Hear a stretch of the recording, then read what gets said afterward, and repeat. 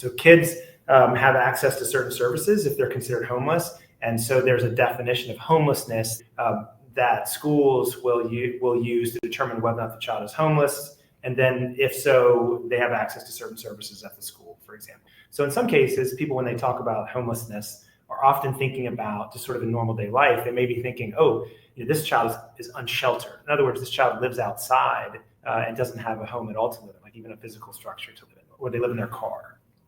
But actually, when we're looking at the dangers of homelessness or the dangers of housing instability, you're actually talking about instability. Like you're not in a stable place. You might be moving from one place to another or in a shelter, right? And so it's not that you're out and unsheltered, literally sleeping under a bridge. You're just trying to find a place to protect yourself from rain, but you don't have a stable home. And the reason why that's significant is because... Hey, everyone. Let's start healing. I'm Adrienne Murchison, and welcome to episode 183 of the Let's Start Healing podcast. We have more in common than we think, and what we have in common can change the world. So this is a very special week for Let's Start Healing. This episode that I am bringing to you is a ramp up to my 24-hour live episode that is coming to you on Friday, September 19th. And that episode is going to be titled, What is Your Why? What is your why around your purpose, what you do from day to day, how you treat yourself? What is your why? And one of my whys of why I'm doing this 24-hour live episode, which relates directly to what I am bringing you today, is that I wanted to do this live episode for many reasons. I'll share a lot of those reasons later in another recording. But since I decided I was going to do this live 24-hour episode that is coming up on Friday, September 19, I thought, what an opportunity to raise money for an important organization. And that organization for me is Georgia Appleseed. And Georgia Appleseed Center for Law and Justice. And that organization is a nonprofit public interest law center devoted to advancing child well-being and child welfare. And that translates into helping children who are in underserved communities, children who are experiencing homelessness. And this organization works to establish safe and stable housing. They work to advance laws that can bring about safe and stable housing. And I will be sharing links in the description of this episode, and as well as on social media around children, video links that the organization has created of children in foster care sharing very poignantly some of their experiences. And they share so much. I'm talking to Georgia Appleseed in this episode. I am going to bring them to you in just a moment. I'm talking to Executive Director Michael Waller and the Director of Engagement and Development, Liz McDaniel. And I ask you please to listen to them and the important things that they are talking about. And if it is in your heart, I would love for you to go to their website, which is gaappleseed.org, and you will see what they are all about. And there's a donate button on their website. And if it is in your heart, I would love for you to donate to them whatever you can to help them continue to do the very important work that they do. So Let me bring you Georgia Appleseed, Executive Director Michael Waller, Director of Engagement and Development Liz McDaniel. Let's meet them, let's get started, and let's start healing. Welcome, Michael and Liz. Thanks for having us. It's great to be here. I'm grateful that I'm able to have the organization be a benefit from the 24-hour podcast. And it means a lot to me to be able to direct people to such an important organization. So how would you describe Georgia Appleseed for people who haven't heard of it before and don't know the work that you do? Well, I'll start. We're a nonprofit public interest law center, and we're devoted to advancing child well-being and child welfare. In other words, what we want to do is make sure that every child in the state has a shot to live a life in which they thrive. And we do that by focusing on two places where kids spend most of their time, and that's at home and at school. And we also pay particular attention to the populations of kids who have the hardest time.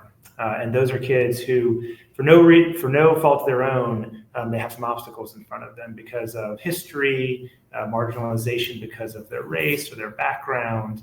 Maybe they have disabilities or they're in foster care, or they are LGBTQ, some other aspect of their personality or identity that makes life a little bit more challenging for them.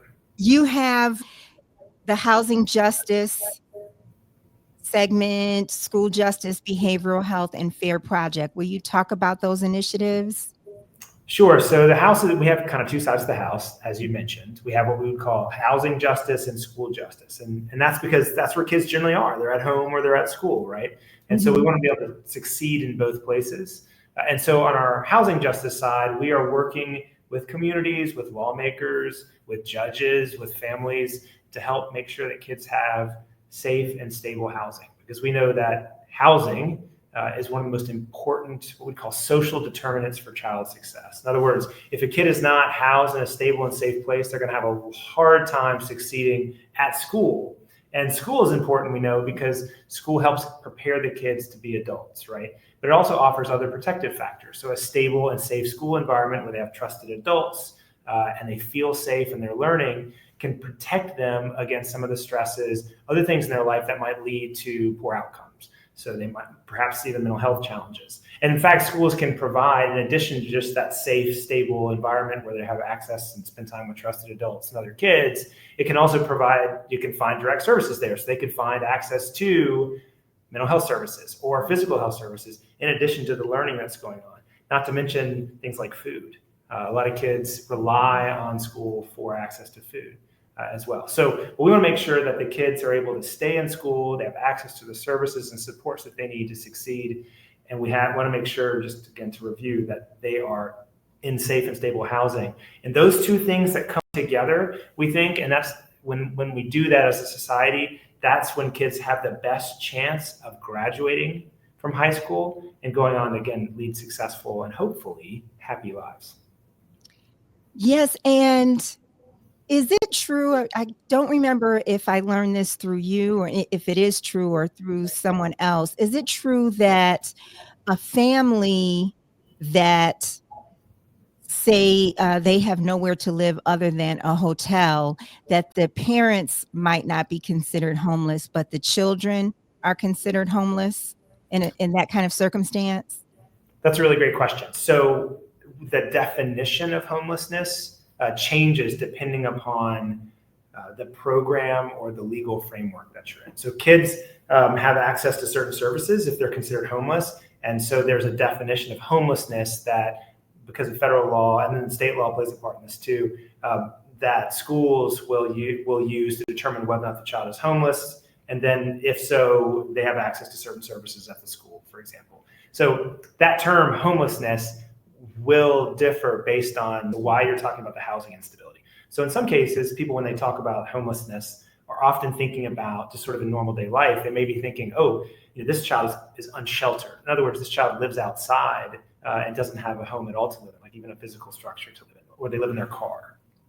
But actually, when we're looking at the dangers of homelessness or the dangers of housing instability, we're thinking more broadly about homelessness, and federal law tends to incorporate this as well. So you're actually talking about, instability. Like you're not in a stable place. You might be, moving from one place to another or in a shelter, right? And so it's not that you're out and unsheltered, literally sleeping under a bridge. You're just trying to find a place to protect yourself from rain, but you don't have a stable home. And the reason why that's significant is because the dangers to children and the long-term negative impacts, those occur even when they're in shelters. It's not enough just to place the child in a place out of the weather, right? They actually need more than that to thrive. Mm-hmm. Yes. Well, they need to feel stability and security, right? That's right. And you're touching on something really important there, which is what feels normal, right, to the child. So, sometimes different cultures, different places, different families, normal might mean moving. It's not that the family couldn't choose to move, that you have to stay in one place forever, to provide the best possible life for a child. That's not the issue. What we're generally talking about here are what we call involuntary moves when we talk about instability. So you're moving not because you're moving because to go somewhere better or making a choice as a family to improve your life or to change the job or whatever. It's because you don't have any choice but to move. The situation is so bad that you must move, or perhaps you're being evicted, so you wouldn't move but for the fact that the landlord or the court or the sheriff is telling you to leave. Those are involuntary moves, and those are the ones that are most damaging. Mm-hmm. What are you seeing, if anything, that is different now, say from 2015, when it comes to some of these issues around homelessness and children and families? I'll get a little wonky here. I think the biggest change is that the housing crisis that we already had has gotten worse, particularly from what we call the supply side. In other words, there is not enough housing. So the housing crunch is getting worse and worse over time. You have, sort of the population isn't getting any smaller, right? But the housing isn't growing very fast. And so you've got an increasing demand for housing, and the new housing that's built is high cost housing, right? Not building low income housing. And the low income housing that's available is getting more and more and more expensive. And so you have less and less available housing, which creates more and more desperation, to the point that families are often placed in a really untenable position where they're having to choose between nothing or really bad housing. And extended stay motels are a perfect example of this. And I don't want to, not all extended stay motels are the same, but a lot of them provide very poor living conditions for families. So we talk with families who live, I'll give you an example.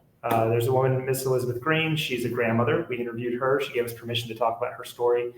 We interviewed her last year. She's raising her 2 grandsons in an extended stay motel that costs her $65 a day. And I just want to take a moment to tell her story.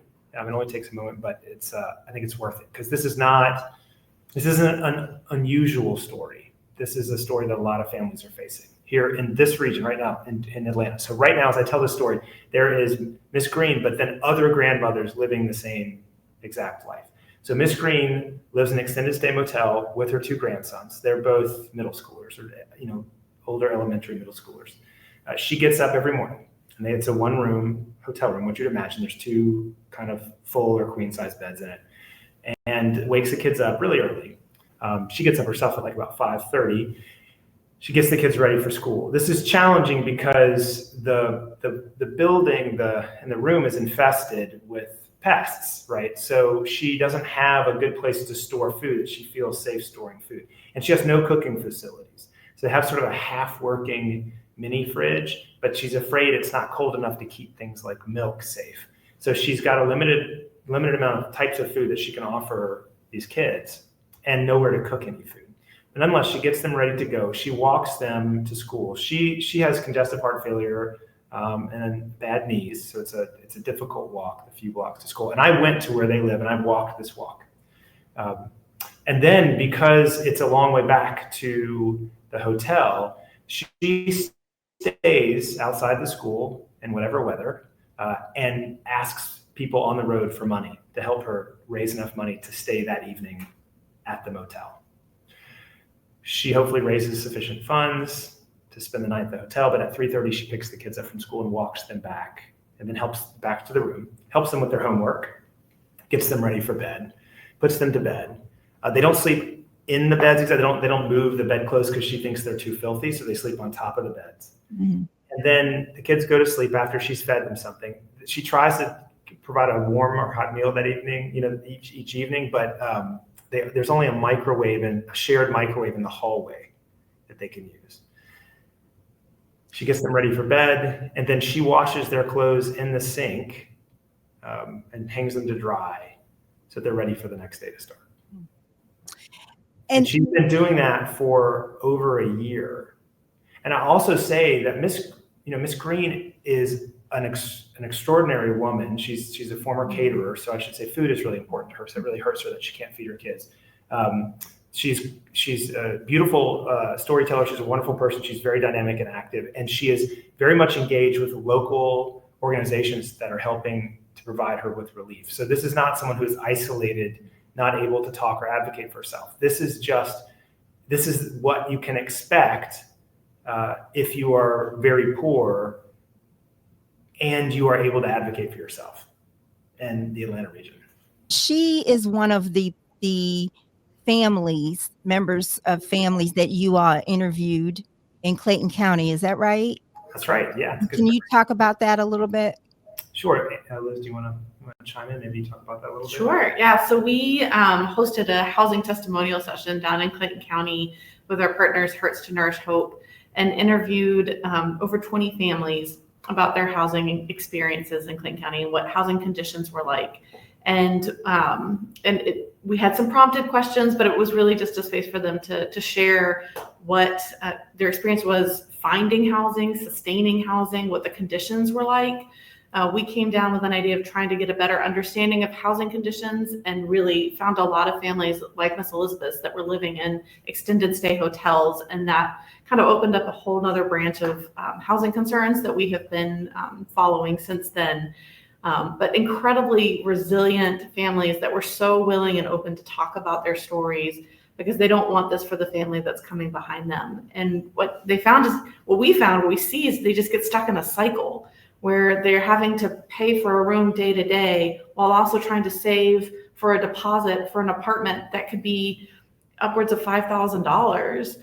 Which is impossible for anybody to do when they're making that day-to-day payment for somewhere safe to keep their kids at night. And families that were working, we talked with one mom who was a paralegal, I believe, mm-hmm. and had moved from her car into the hotel and was just stuck in this place where she could never save enough to move on to the next step. Yes, and speaking of the housing issue, I was at a conference. I was attending a conference where different officials, county and local officials, were talking about housing. And the mayor of Sandy Springs was talking about how now you have really expensive land, residential land, that developers or individuals are buying, and they're building even larger homes. So now, like, it's even worse, because luxury property, or say, a property that might be $500,000 is now, or he actually said $1 million property is being purchased, and then, it becomes many $1 million more in value. So the problem is just getting exacerbated. It is. You could talk to housing experts that could give you a more nuanced answer, but that is in part a function of a lot of different factors that are happening. One is the lack of enough housing in general. So if you're going to build it, right, you're going to build it to get the most you can from that property. And so you're going to tend towards building the fancier properties where you get a larger margin on your return, right? That sort of thing. But there are also some other factors at play that a lot of communities have housing, have laws, regulations for what we call housing code that prohibit density. So they prohibit duplexes, or they prohibit taking a lot and having more than one structure on it, more than a single family structure on the property. There's also some community sentiment. People don't want to have in their communities buildings that might attract low-income residents because they believe that there might be some kind of other element that comes along with it that they don't want to be a part of or have in their community. And so there's a lot of different factors at play. There's also the fact that it's actually difficult for low-income families to access credit. You never expect a low-income family to be able to just purchase or build a home outright. They need access to credit, and that's actually quite difficult for them. And so they're not really participating in the marketplace as potential home buyers like people with more resources are. And as you have an increasing wealth gap between disparity in income and wealth in the United States, the wealthier people have more income and a larger percentage of the total income, and they use that, they buy investment properties and have more than one home and that sort of thing. So there's a lot of factors, and there's others as well that are at play here that are helping to cause this housing crunch and preventing the creation of new housing. That's why it's really important. So I always tell people, if listen to your politicians and ask them what their plan is, because in moments like this where the market is not responding, it's not building enough housing for people, and as a result people are really suffering, other players have to insert themselves. So you'll see nonprofits and churches are building housing, right? Mm-hmm, mm-hmm. And a big role for government to play as well to stimulate the building of low-income housing, and it needs to be a priority. So what we can do as citizens and as voters is ask our elected officials, well, what's your plan? What specifically are you doing or planning to do? And you just keep asking and just make that a central issue of any campaign. So will you share some of the laws or initiatives you've been able to get established through lawmakers? Yeah, that is a great question, because especially in Georgia, and I always surprise our colleagues outside of the state, because they think, okay, this is Georgia, so obviously, because it's a red state, you're not getting there's no progress. And that's actually not true. There's an interesting moment happening right now with what we'll say is the majority party in Georgia. And that is there is a populist strain. So we're hearing from lawmakers, Republican lawmakers, who are asking us for things they can do to help their constituents out. And so I like to tell people especially people who see themselves on the progressive side of things, and are sort of feeling like there's just no good right now at all to talk about. I guess I would say is actually pay more attention, look for openings, because the politics are not what we expect. Things have changed in some interesting ways. So let me give you two very powerful examples. Even as far back as 2019, we wrote a bill and got it passed through the legislature. And I can't remember exactly, but I want to say there was like one opposing vote, maybe two or something like that. And the governor signed it. And this was a bill that made it unlawful for landlords to retaliate against tenants who had complained about dangerous housing conditions. This was an extraordinary win, by the way. It was the most important piece of landlord-tenant legislation in 40 years. So there had been a 40-year gap between the last major landlord-tenant reform and this one. I would say there was one other important reform in the middle that had to do with protecting victims of domestic violence. And that was very significant, but it wasn't as broad, didn't affect as many people. And so 2019, big win. All of a sudden landlords, if a tenant complained about something or whatever, landlord not only couldn't, start an eviction, but could be held responsible and would have to pay the tenant damages if they did. The law also made it unlawful for landlords to retaliate against tenants who tried to organize into tenant movements. It's very significant. 2019, passed by Republican lawmakers, signed by a Republican governor. Mm-hmm. Now, immediately afterwards, we and others started advocating for additional reforms. And 2024, Georgia passed for the first time ever a statewide safety standard for rental housing. So that just sort of surprises people. Prior to that, Georgia did not have what is called a warranty of habitability. That's a technical term, but basically it means that every single home, no matter what, is warranted. The landlord promises that it is a safe home. It is fit for human habitation. It is safe. We didn't have that before. So this is a huge step forward, a major progressive reform that happened in 2024. It was almost completely unopposed.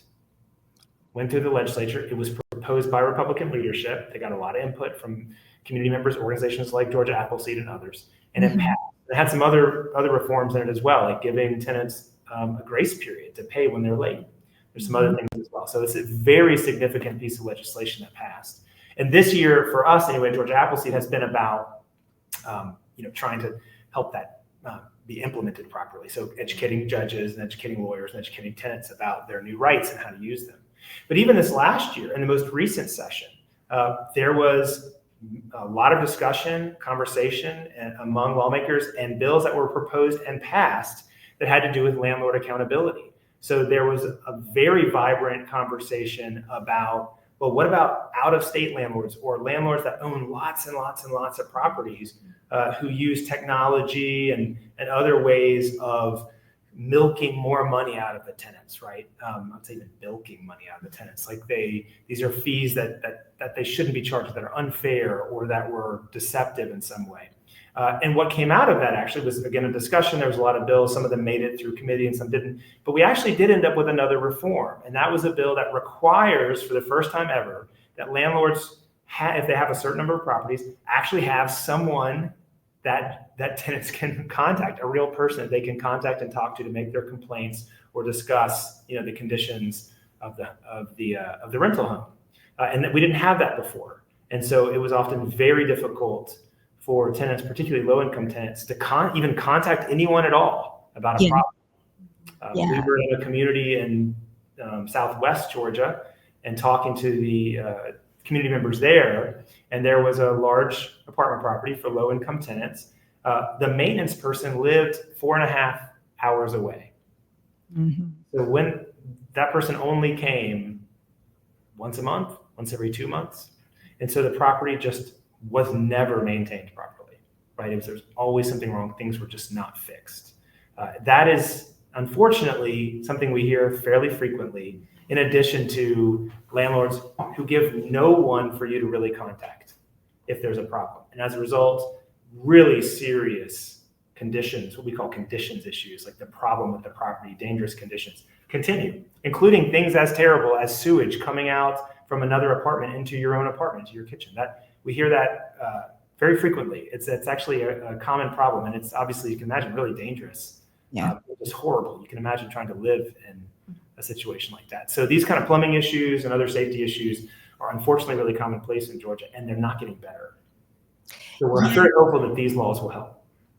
And were you saying to me at one time that these laws, they don't apply necessarily to extended stay hotels, right? Like there's no regulation around them. Is that correct? That's correct. Although there's an effort, and there was a Supreme Court case recently that did say under certain conditions, is what we call innkeepers. So these extended stay motel operators do become landlords. So let me start with a distinction. Under Georgia law, there are landlords, and landlords are when you have a rental property and it's for a fixed amount of time.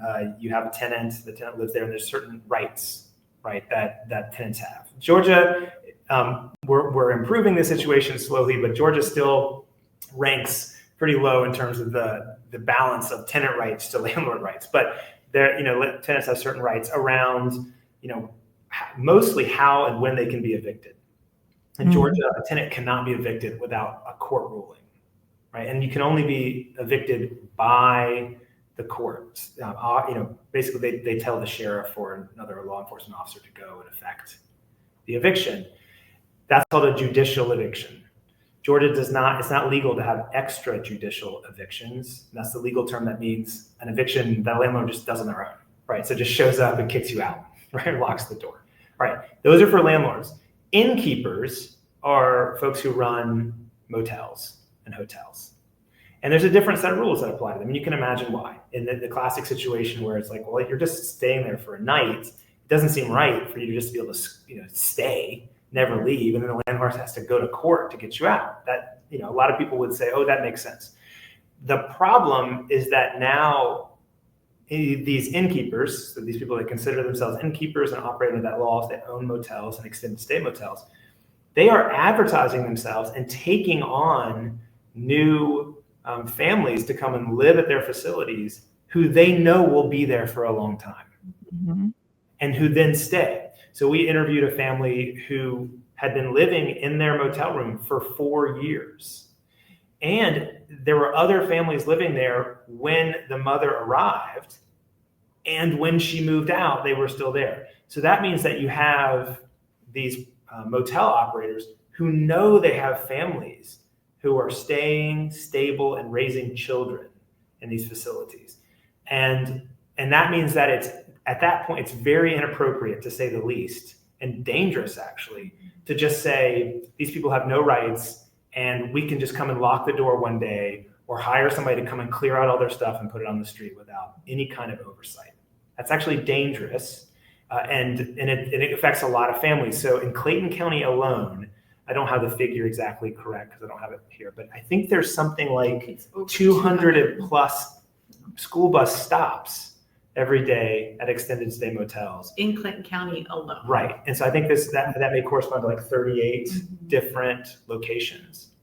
But that just gives you a sense of the scope. In Gwinnett County also, I've talked to folks up there, it's very, very common in Gwinnett County and around the metro region. So we're talking about lots and lots of children. Wow. And so when you say 200 stops at extended stay hotels, 38 locations, can you explain that so that that's clear? Right. So, if the school buses stop, there are different school buses stopping because they're picking up for different schools. Okay, gotcha. Right? So, I think most of us think the school bus comes to our house twice a day. Yeah. So that sort of makes sense. But you have different schools, right? Different age groups and that sort of thing, picking up different kids. Right. Those are numbers that were provided to us by a school official. I think it was a member of the school board. So mm-hmm. Dug any deeper to find out exactly what they mean. But that's why there's more than 38 or more than just 2 times 38. Does that make sense? Yes, it does. It does. How was Georgia Appleseed started and when was it established? So established in 2005. It's actually our 20th anniversary. Which That's right. right.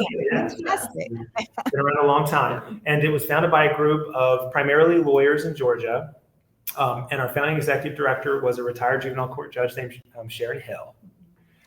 And we're actually part of a movement. There's about 20, I guess, Appleseed centers in the United States and Mexico. We're all very independent from one another. We don't have shared governance or we don't pay dues and that sort of thing. It's more of a movement. So what that means is that there's a national office with a couple employees, and their job is to help facilitate communication among the centers and then also look to create new centers. And you might say, well, why is it a movement? What makes that a movement? It's because we do things in a particular way that was innovative, particularly in the 90s when all this started. So Ralph Nader got together with his Harvard Law School class, and they were at one of their reunions, I guess, and talking about ways that lawyers could do pro bono differently, and that way that nonprofits could actually approach social justice differently. And what they came up with was, well, what if these nonprofits, instead of focusing on just direct services, focused on systems and changing systems. So really looking at the systems that affect people's lives the most, particularly marginalized, underrepresented groups, right? Groups that life is harder for them because of historical racism or other types of discrimination or because of poverty, et cetera.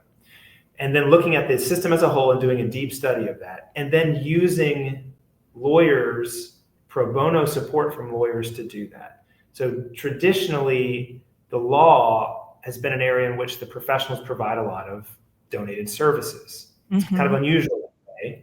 It's not a requirement in Georgia that you do pro bono every year, but it's strongly, strongly expected.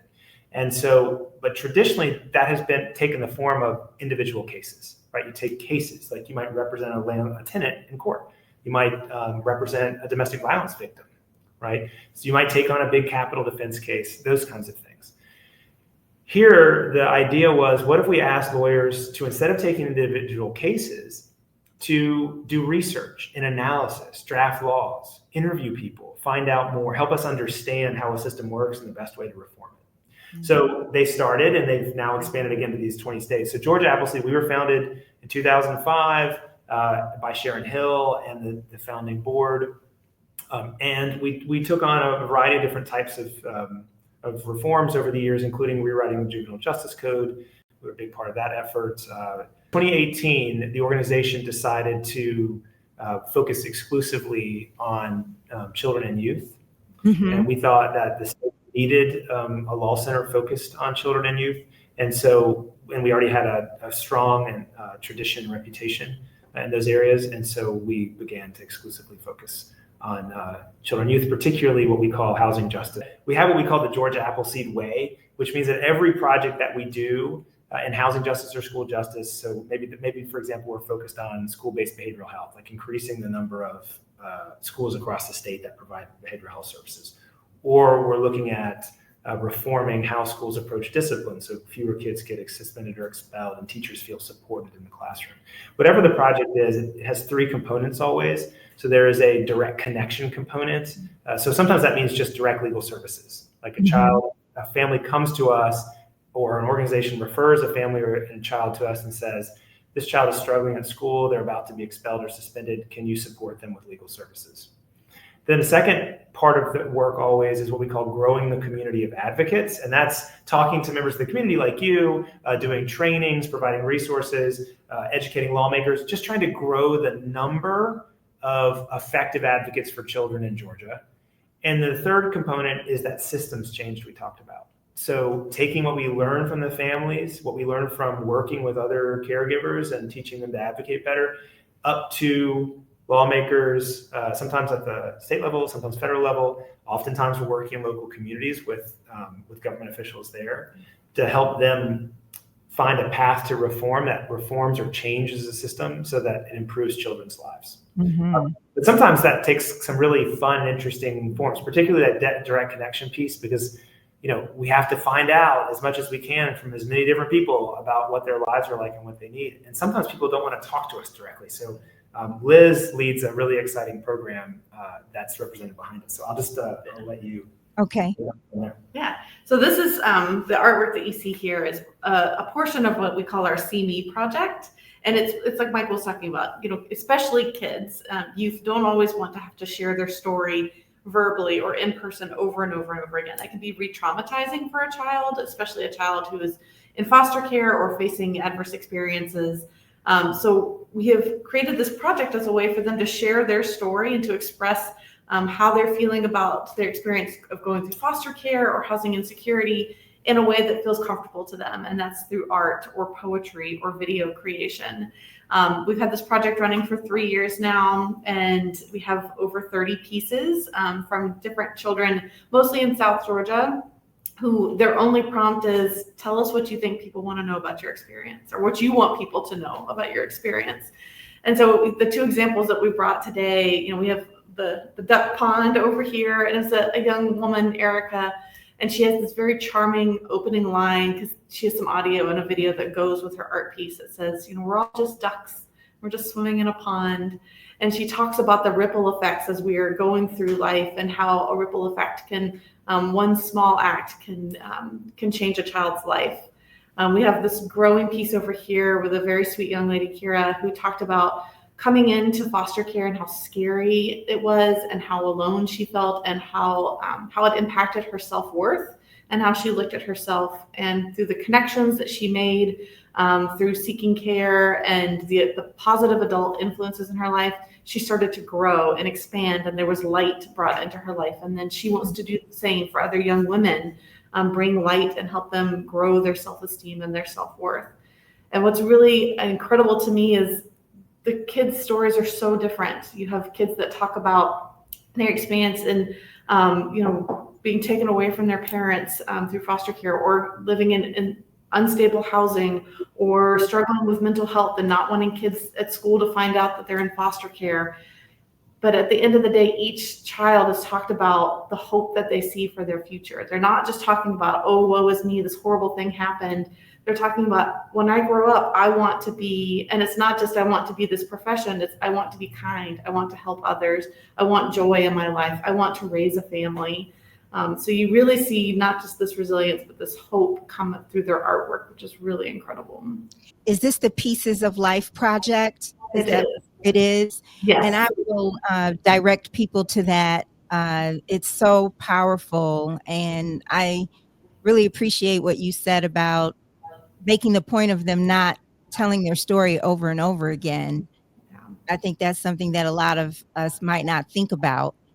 And yeah, that's been a really interesting part of this project for us. Is it started as trying for us, for Georgia Appleseed, to hear their voice in a different way. But as we've done this project for a couple of years now, we have a collection of stories that's really unique in Georgia. And so we've actually this year took all of the artwork and the stories and the poems that these kids wrote and did some interpretation and pulled out some insights from their artwork that we've been able to share with decision makers and policymakers in a way that story is not getting to them in any other way. And so they're able to hear directly from kids without kids having to be put on a stage. Yeah. And really put a person to a child to this whole dilemma. Absolutely. So I really, I'm not the only one, but I'm here at the moment. But so I really appreciate the work that you all do. And before we go, this is a podcast that I explained. It's a spiritual based podcast. And I talk to people about from all different walks of life. I mean, they could work in corporate America. They could be an author. They could be a mom or a dad. And they're talking about something in particular. And what I like to do is weave into the conversation, their spirituality and how that plays a role in their daily life. And so it was by coincidence that I learned from talking to you two that you both went to seminary. And so if you could each talk about that a little bit and how that transitioned into the work that you're doing now. You want to start? Sure. So I grew up as a lifelong Methodist, raised in the tradition of Christian Methodism, and went to college and seminary, both in that tract, with the idea of becoming either a children's pastor or a missionary. And those were my two tracks as I was growing up. That's what I was looking for. And when I entered seminary, I went to school in Kentucky and ended up getting my master's in world missions. And that was my draw, was I wanted to be in the world, in communities, helping people and just bringing joy and justice to where they were. And so as a result of going to seminary, I learned about a program through the Methodist Church that was a young adult missionary program. And it's a social justice focused mission program. And so it was a 3-year mission stint. 18 months was spent overseas and then 18 months back in the States. And so I was sent to Hong Kong, working with women from the Philippines and Indonesia who were coming as domestic workers, trying to help them regain their rights and understand their rights as migrant workers, and create a safe shelter and space for them to be. From Hong Kong, I moved to Seattle, where I worked for a family shelter and created safe space for families to be off the streets at night. And it was that 3 years of serving in a community, with a community, as part of a community, that really just led me into the next steps in my career, which is staying in the nonprofit world to ensure that I was working with people and alongside people for justice. Wow. And you broke up a little bit when you mentioned what you got your master's in. What was my master's is in world missions. World missions. Oh, yeah. I'm glad I asked you that. Yes. And what about you, Michael? So I grew up in Deep South and outside of a small town in southern Mississippi, and actually grew up in a log cabin my parents built down sort of dirt roads. But church was a big part of my life. But I have a bit more of a road to Damascus moment. So I, was very religious in that, and I was doing my best to get away from religion as I finally, left home and that sort of thing. But I was doing a master's degree in international affairs, and I was in Florence, Italy, which was great. And I just spent some time in the Middle East. So it's really a lot kind of going on, a lot of new experiences, thinking about the world. I'd been to some of the oldest, religious sites for the Abrahamic religions in the world. In Israel, I'd visit there, but also in Jordan. But anyway, I am in Florence, Italy. I'm a master's degree student, and I'm spending a month there. It's pretty awesome. And I find myself on a Wednesday night at a Wednesday night supper at an Episcopal church in Florence, of all places. And I'm hanging out with the priest. They had like an art lecture. So I was like, I'll go check that out. And so afterwards, I'm hanging out with this guy, and we're on the porch of this church, like in downtown Florence. I mean, it is beautiful. I think it's like, September or something. And we're talking about, what's next? What are you going to do next? And I said, well, I'm thinking about law school or something. And he goes, have you ever thought about being an Episcopal priest? just a sales pitch. And then he goes into the sales pitch, which was very good. He was very good. And so I said, gosh, that sounds pretty good. So he's like, you get to hang out in places like this. So anyway, I went back to my little room and I started looking around, like trying to figure out, like, how would you do something like that? I have not become an Episcopal priest, but like, how would you mix in religion into sort of what I thought my plans were? Mm-hmm. And so I found my way to Vanderbilt Divinity School and spent a couple of years there before, and then went to law school after that. And the way that this is sort of all played out for me is that divinity school allowed me to think really deeply about, my faith and my religion and sort of what I'd been taught and what I was taught from, right? And lots of new perspectives. For example, my New Testament teacher was an Orthodox Jewish woman. It's kind of a fascinating person to teach New Testament. It gives you just a new perspective on the life of Jesus and sort of, as a Jew, how she interpreted his life and what he was doing. It's really fascinating. So one of the things that I sort of bring to this job is that we think about Jesus as doing a lot of talking. He is a person of action. So he goes around, he does things, or heated moments. He overturns tables and all that kind of stuff and says difficult things. He's constantly teaching. But Jesus actually does a lot of listening, and that takes up less space in the Bible because, it's not as interesting to write about as he sat there pondering and listening. But have you seen The Chosen, the show The Chosen? Have you ever watched any of that? It's a dramatization of Jesus and the disciples. It's actually very good.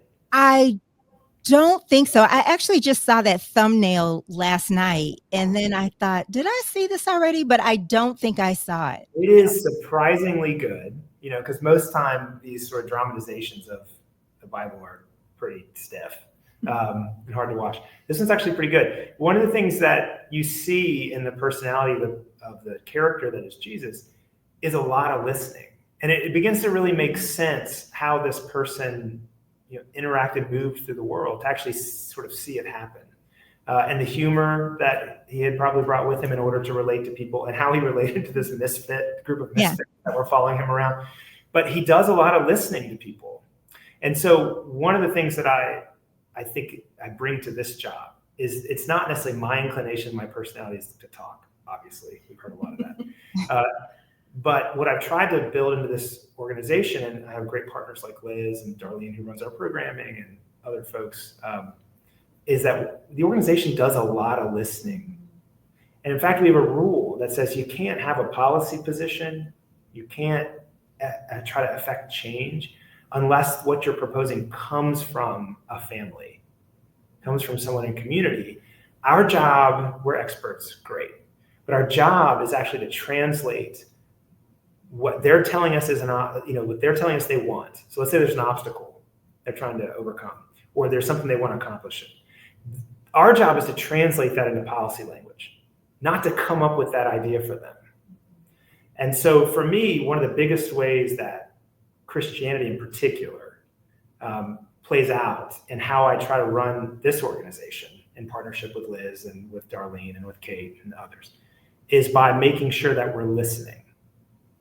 And that we're listening to what people need and then responding to that. Mm-hmm. That's pretty powerful. And I bet it's deeper and more profound now than it was just a few years ago.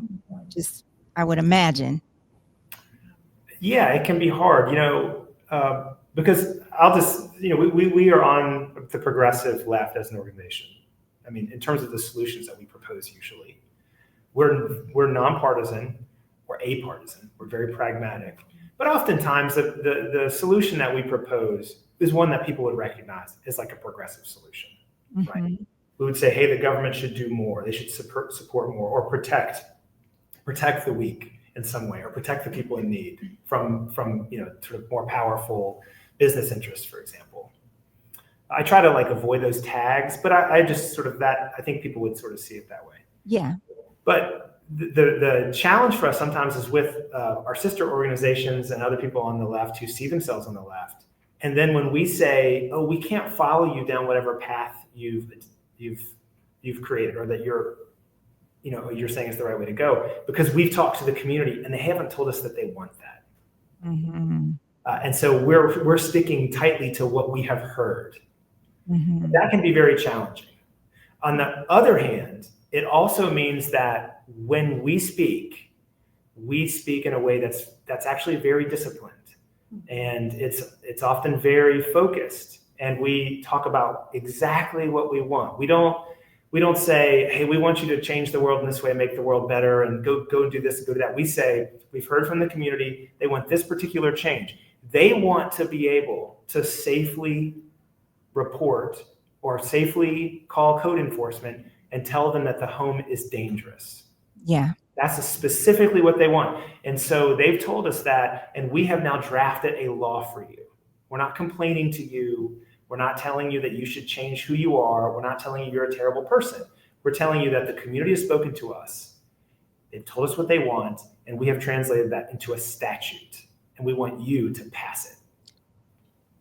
It's so interesting to me that you say that, because when you were talking about the Clayton County interviews, I think that's where they took place, right? Yeah.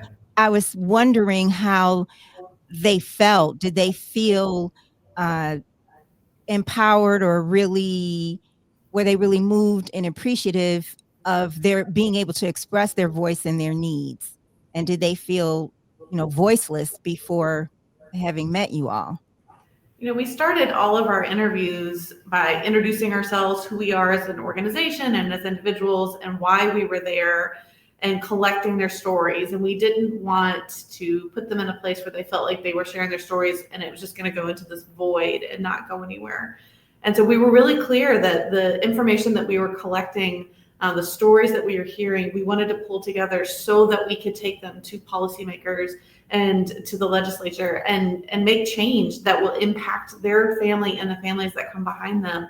And every family that I worked with, everyone that I talked to was grateful for that. They were glad to share their story. They wanted it to be heard. They were glad that they were going to be put together with other stories so that it had a bigger impact. So I would say from that experience, absolutely, they were very excited to share their story in that way. I'll add, if it's okay, that that question that you pose, deep in it, right, is the idea that, well, you can ask something over and over again from folks who are in tough situation. If you don't give something back, it's sort of it's an uneven relationship or exchange. And so we're actually very concerned about that. So, we do things that a lot of organizations do. Like, we have guidelines for storytelling, and we are very careful about what expectations are, and we compensate people for their time. What was really extraordinary, just to underscore what Liz was saying about this experience, was, and one of the things I think is most powerful, is that these families came to us because they wanted to advocate. They wanted people to hear them, and not just for themselves. And they were explicit about this, but for other people too. They wanted change to happen, and they saw us as a vehicle, as some leverage for change. And that was particularly moving, not just because it's gratifying, like, oh, that's great, we can do that and we can help them, but because it also, when you hear it on tape or see the video, it is the most humanizing thing you can see. These are not passive people out there suffering, because of mistakes they have made, or suffering quietly, or people that you can ignore.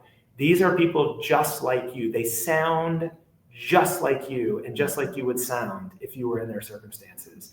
And they're strong people who have a will to change things, and to help other folks too in the process. So it was just very powerful for me personally. Are those interviews online? They are not yet online. Okay. So we're working on that. We have entered into a partnership. I hope I'm not speaking out of turn here, but with the Atlanta Civic Circle, which is a great online newspaper, source of journalism, and they have been going through our database, and they have written a series of stories that I hope will launch along with a new landing page at the end of August this month. Okay. Oh, okay. Well, then I will hopefully be able to share that as well. But we're also looking for partners to help us develop these into some resources that we can bring out to the community, like listening booths. We do that with the artwork, for example, to hear the children's voices as they describe the artwork. And we'd love to do some kind of exhibit that brings these interviews to more people. We've used them primarily right now to analyze for policy implications, right? To find out what people need and to describe their experiences and to do some storytelling. But we'd like to do more with them. So if you know of anybody or anybody's out there that wants to partner, we'd like to hear.